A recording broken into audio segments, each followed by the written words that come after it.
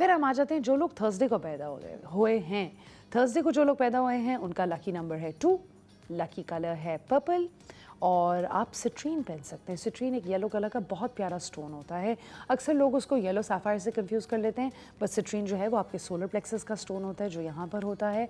आपकी बहुत ही रिफाइंड किस्म के फिज़िकल फीचर्स होते हैं। लोग कहेंगे आपकी आंखें बड़ी क्यूरियस हैं, राइट। और काफ़ी दफ़ा लोगों का फोरहेड थोड़ा चौड़ा होता है, ठीक है। बड़े ट्रस्टवर्दी और बड़े ट्रूथफुल लोग होते हैं। तो अगर आप जुमेरात को पैदा हुए हैं which is a Thursday, chances are कि आपके लिए आपकी इंटेग्रिटी मैटर करती है।